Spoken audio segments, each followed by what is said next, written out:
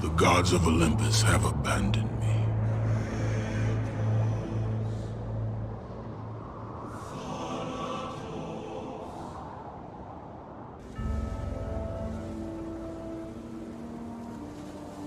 Now there is no hope. These are the first seconds of God of War. Long before Kratos settled down in a little cottage in Midgard, the game series took place in ancient Greece, as depicted in Greek mythology. It's a world inhabited by the most famous mythological creatures: Cyclops, centaurs, satyrs, harpies, sirens, and all is ruled by the gods of Olympus: Zeus, Poseidon, Hades, Athena, Ares, Aphrodite, and many more. But the main character himself isn't a classical Greek hero. Apart from his intuitively intimidating design, he is a blank slate. He plunges to his death, and the music swells and presents the main theme of the series, a tune that is at the same time glorious and tragic, heroic and ominous. We're filled with questions. Who is he? What led him to this? Why does he blame the gods? These questions are the central driving force of the narrative, and music will be our guiding hand to reach the end. So let's dive in. After a cliffhanger intro, we get no time to dwell on our lingering questions. The game begins immediately, and we're forced to quickly learn how this guy works. Before the next cinematic, the gameplay itself serves as storytelling. We learn a truly savage set of attacks, watch innocent civilians die with indifference, and make shish kebab of a huge monster that would be a late game boss in any other game. Kratos isn't just a tortured soul, he's a ruthless, badass warrior, possibly the most brutal, vicious killer of all gaming. Throughout this segment, we're introduced to his theme. Even if it's often instrumental, the melody is constructed to repeat two words: ekdikesi, literacy.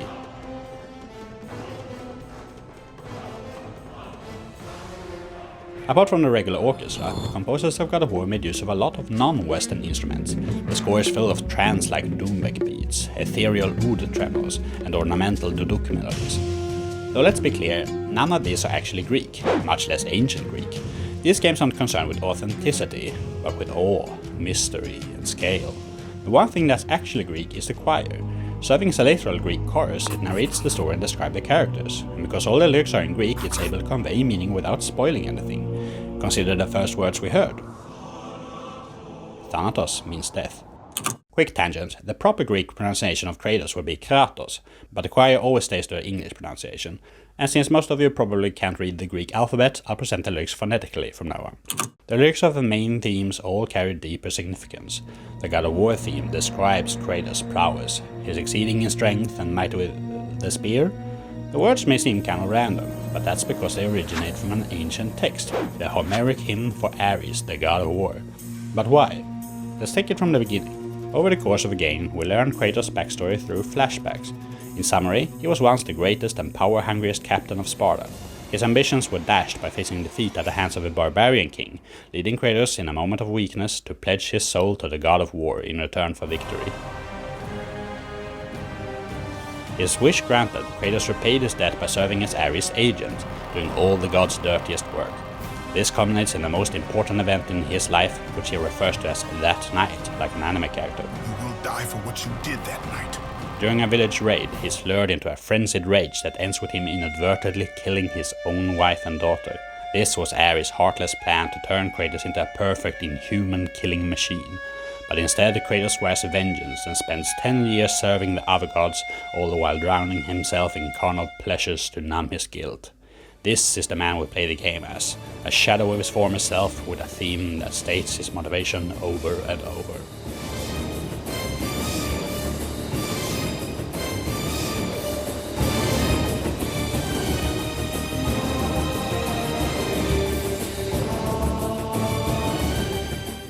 The lyrics perfectly encapsulate Kratos' single-minded focus, taking revenge on his old master and finding redemption for his sins.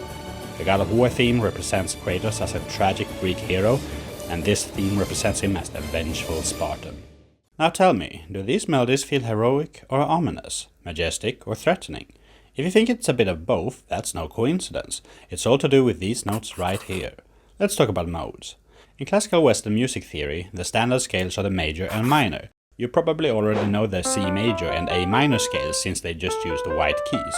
But according to modal theory, these are just 2 out of 7 possible modes. You can find the 7 modes by playing C to C, D to D, E to E, F to F, G to G, A to A, and B to B. As you can see, what we call major and minor just corresponds to the Ionian and Aeolian mode. The Phrygian scale is like Aeolian but with a flat second. It's this note that gives the themes of God of War their darker, more exotic sound. Played in D, the God of War theme mostly stays on D, G and A. These are very stable notes that appear in many other heroic themes since they belong in both C major and minor. But the E flat doesn't appear in either, so when that crunchy flat second rubs against the tonic, we feel the darkness. Same goes for the B theme, which is almost identical to the A theme, except with the first note raised an octave. Kratos' theme takes this one step further. It's not in Phrygian, but Phrygian dominant, a Phrygian scale with the third note sharpened. The melody walks back and forth over the dissonant intervals between D and G, 2 half steps and an augmented second. To the Western ear, these notes lend themselves to exoticism and mystery. These two themes form the gradually expanding thematic center of the first game. Anyways, the actual story of God of War 1 is fairly straightforward. Kratos begs Athena, the goddess of wisdom, for a way to forget the past that haunts him. Much like her brother Ares, she requires something in return, and reveals that she wants him dead for waging war upon her city of Athens. Because Zeus, the king of the gods, have forbidden the gods from killing each other, she needs a mortal man to do it. But the power to kill a god can only be found within Pandora's box, which can only be reached by conquering the Temple of Pandora, chained to the back of the Titan Kronos. This is the majority of the game, solving puzzles and slaughtering hordes of enemies until finding the box, only to be discovered and killed by Ares. This should have been the end, but this is Kratos we're talking about. Hades is just another level for him to fight his way through, and with a little divine intervention he manages to escape. After reclaiming the box and attaining godlike powers, Kratos is finally ready for the climactic duel against his nemesis. During the fight, Ares drags him into another dimension, where he's forced to relive his most painful memory. He sees his family beset by mindless clones of himself, manifestations of his guilt, and fights desperately to save them this time. Sacrificing his own health and powers, he fights off his clones and ultimately defeats Ares. The god of war is dead. However, though Athena forgives his sins, she offers Kratos no release from his nightmares. Seeing no other option, he climbs the highest peak and throws himself into the sea. But Athena intervenes and offers him the now vacant position as the new god of war. Which is fine and all, but as we'll soon see, this doesn't really solve Kratos' problem. Like so many other trilogies, the first installment of God of War served as proof of concept, leading to 2 sequels that are a lot more interconnected. This is evident in the lyrics of Kratos' new theme. The end begins signals straight away that things have already been set in motion that will lead to the series' inevitable conclusion. Beginning with a half step, it immediately treads the Phrygian territory that we've gotten so used to, but then breaks out of that mold. We've already got 4 half steps in a row, so we're clearly not in a particular key, but it only gets worse. Finally, we have a scale made out of 7 half steps. This is completely chromatic music, fitting for a story taking a turn for the worse. The title of God of War does little to satisfy Kratos. Still plagued with nightmares of his past, his only distraction is favoring his homeland Sparta in wars of conquest. Athena warns him that this will draw the chagrin of other gods, but he dismisses her. Joining the fray at the Siege of Rhodes, he is soon tricked into sapping his godly powers into the Sword of Olympus, leaving him mortal again. He suspects Athena, but it turns out to be Zeus himself. The menace in his theme is palpable, due to the dissonant Triton leap landing on the Phrygian flat second. He gives Kratos one final chance to submit to the rule of Olympus, which he of course rejects. With the vague words, the cycle ends here. Zeus then kills him and his army without remorse.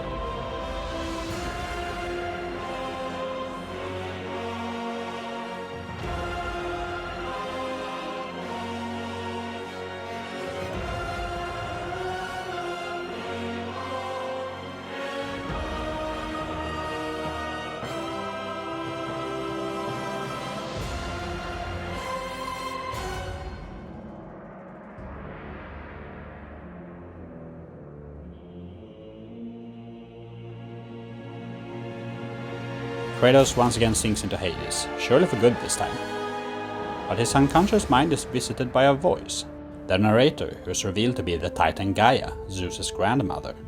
We learn that she has a vendetta against her grandson for betraying her and destroying the Titans in the Great War, and therefore plots his demise. Having watched Kratos' journey since the start and recognizing his potential, she proposes an alliance. In return for giving him a way to change his fate, literally, he will help her exact revenge and kill Zeus. He's healed and travels to the island of creation to find the Sisters of Fates.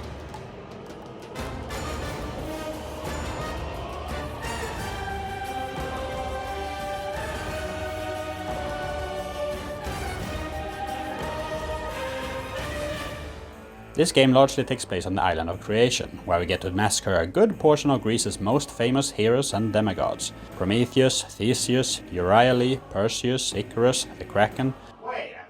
After many trials, Kratos reaches the Temple of the Fates. As the weavers of the Loom of Fate, they have the power to travel through time, with which they almost change his past. But through sheer tenacity, he overcomes their schemes and kills them. Using the loom, he returns to the moment that Zeus killed him and reclaims the Sword of Olympus to fight him. When at last Kratos gets the upper hand and has the chance to destroy his foe, Athena stops him, imploring him not to kill Zeus, as this will spell the end of Olympus. In the struggle, Zeus escapes and Athena is accidentally impaled instead. With her dying words, she reveals that Zeus is Kratos' father, seeking to end the cycle of hatred between fathers and sons that has always plagued their family. But Kratos doesn't care and instead vows to destroy all of Olympus, the consequences be damned. Using the Loom of Fate again, he travels back to the Great War and brings Gaia and the Titans into the present before their defeat. Led by Kratos, they launch an all-out assault on Olympus, and the game ends.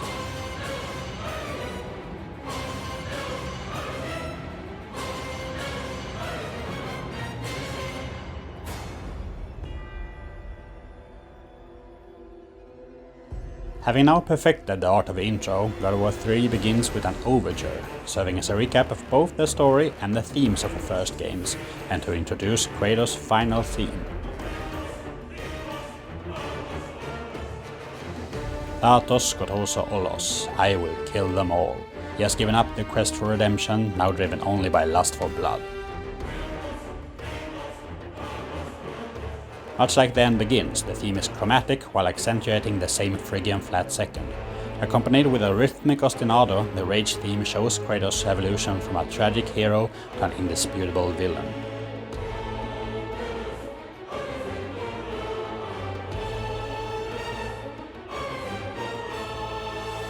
Continuing exactly where we left off, the gods of Olympus launch a counterattack.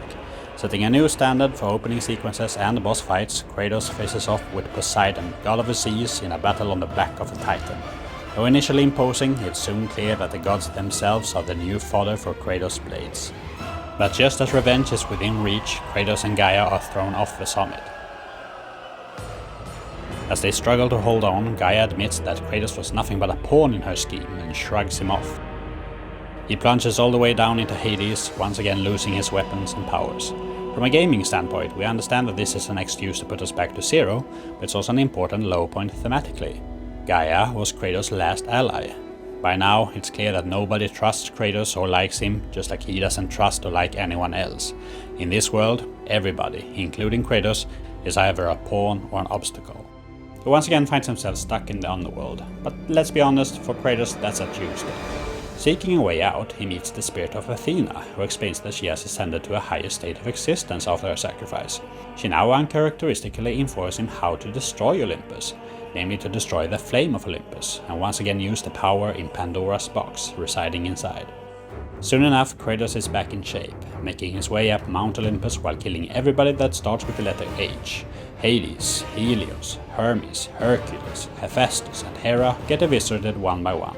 The rage theme starts whenever Kratos reaches the ass-kicking portion of his battles, closely followed by the chaos theme, revealing the disastrous consequences of killing the gods.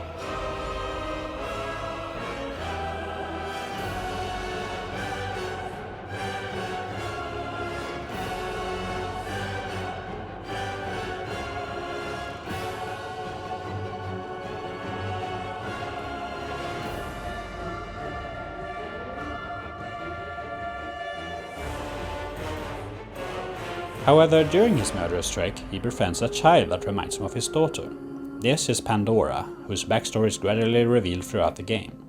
She was created by Hephaestus, the smith god, as a sentient lock for Pandora's box, containing all the evils of a great war. After Kratos opened it, he inadvertently released the evils into the world, infecting the gods. Zeus, who had a major personality shift between the first two games, was transformed into a paranoid brute, consumed by fear of patricide. Athena informs Kratos that the only way to destroy the flame of Olympus and reach the box is to snuff it out with Pandora herself, sacrificing her life. Problem is, she and Kratos start to form a deep bond, such as he hasn't experienced since his own family was alive. When the time comes to sacrifice her, he has regained enough of his old humanity from being in her presence that he can no longer go through with the plan. Before she can convince him though, Zeus appears and faces off with Kratos.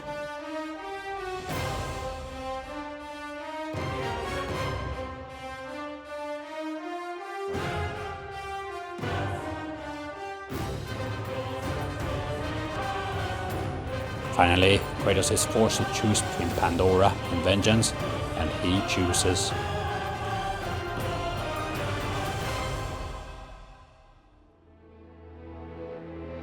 Kratos realizes once again too late what he's done, and on top of that, it turns out the box is empty. With this disappointment and Zeus's taunts, Kratos snaps and attacks, god-killing powers be damned. During their fight, Gaia appears, and their climactic battle ends with Kratos destroying his father and his great-grandmother simultaneously. Though he has effectively killed them both, Kratos is attacked by Zeus's ghost, and mirroring the final duel of the first game, is brought into a sort of a subconscious realm. This time, his challenge isn't to fight himself, but to forgive himself. Spurred on by the words of Pandora, Kratos returns to reality to have a final all-out fist fight, pummeling his father to death to the same music that was heard when Zeus killed him.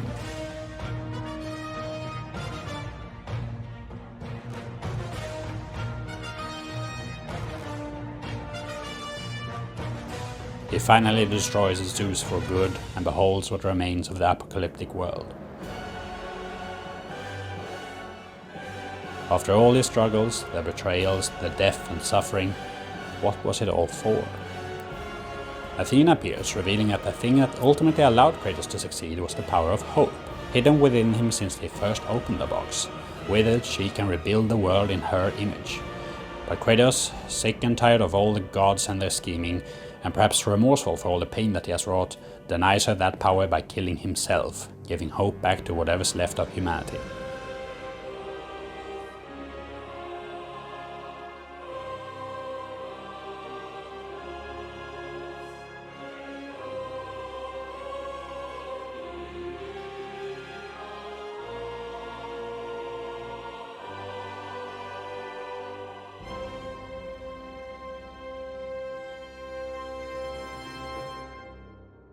As his life drains away, his ragged breathing is only accompanied by the somber notes of a lonely, unaccompanied duduk.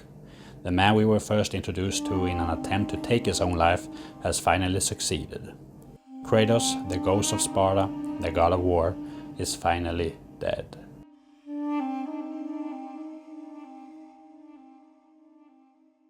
Psych! No, it's not. Thanks for watching, everybody. This was my attempt at making a basic outline of the God of War scores, mostly focused on the cinematic themes written by Gerard Marino. There are many more themes I didn't get a chance to talk about. If you want to know more, I suggest checking out these 3 channels. They were all a great starting point for the research needed to make this video. Jolie Legos documented the God of War music in a far greater extent than the official albums do. There's also Danger Games, who's made translations for more themes and scenes than the ones covered in this video. And finally, I really recommend checking out Healing Game Piano for his amazing God of War piano covers. I originally intended on putting this up around the release of God of War Ragnarok, but then this project dramatically expanded. Since then, I've interviewed and corresponded with no less than 9 of the people who worked on these scores, including the composers, the music manager, director of music, lyricist and orchestrator.